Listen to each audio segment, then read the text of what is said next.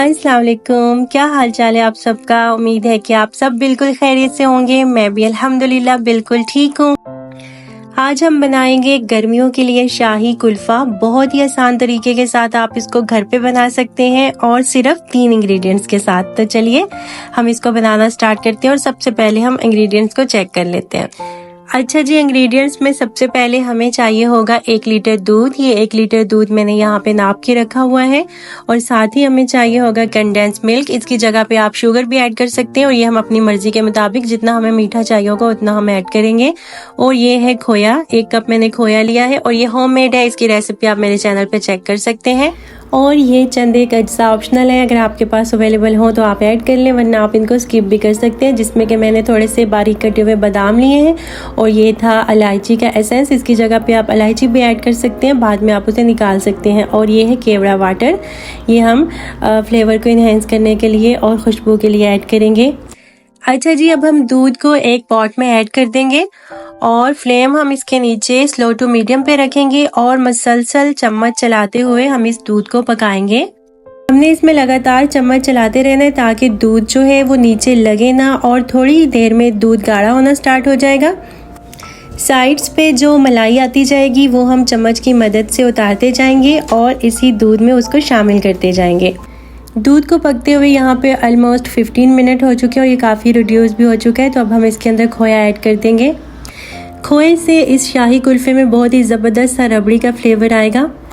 खोए की जगह पे आप ब्रेड का इस्तेमाल भी कर सकते हैं। उसके लिए आप 3 ब्रेड के स्लाइसेस लेके उनके किनारों को कट करके हटा दें और ब्रेड को आप चॉपर में डाल के या फिर हाथ की मदद से ही आप उसका चूरा कर लें और उसको इस उबलते हुए दूध में ऐड कर दें।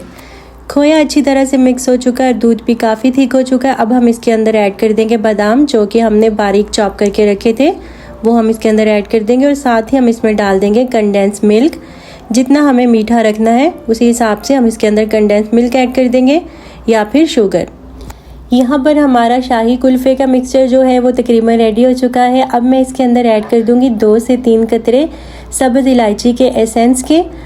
इसकी जगह पे आप इलायचियाँ भी ऐड कर सकते हैं। इलायची ऐड करें तो जब आप दूध ऐड करें तभी आप उसके अंदर इलायचियाँ डाल दें और कुल्फ़ा जमाने से पहले आप इलायचियों को उसके अंदर से निकाल दें।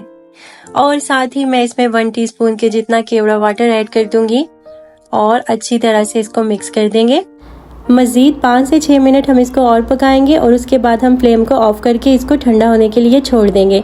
तो यहाँ पे आप इसकी कंसिस्टेंसी जो है वो चेक कर सकते हैं। इससे ज़्यादा हमने इसको थिक नहीं करना क्योंकि ये ठंडा होने के बाद भी गाढ़ा होगा। शाही कुल्फ़े का मिक्सचर जो है वो अच्छी तरह से ठंडा हो चुका है, रूम टेम्परेचर पे आ चुका है। तो अब हम कोई सा भी मोल्ड ले लेंगे।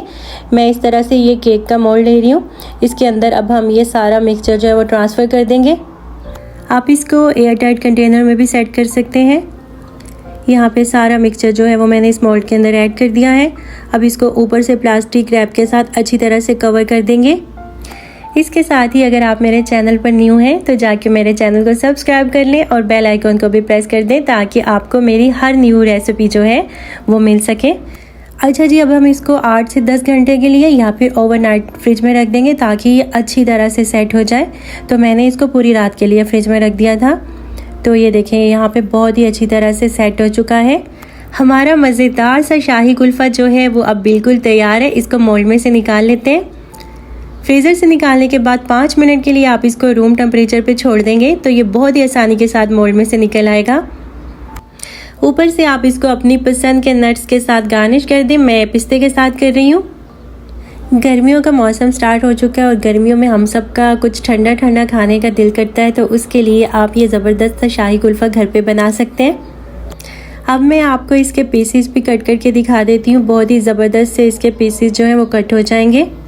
तो ये तो थी मेरी आज की रेसिपी। उम्मीद करती हूँ कि आपको पसंद आई होगी। पसंद आई हो तो लाइक ज़रूर कर दीजिएगा और अपने फ्रेंड्स और फैमिली के साथ भी शेयर कीजिएगा। इंशाल्लाह फिर मिलते हैं किसी और रेसिपी के साथ। तब तक के लिए अल्लाह हाफिज़।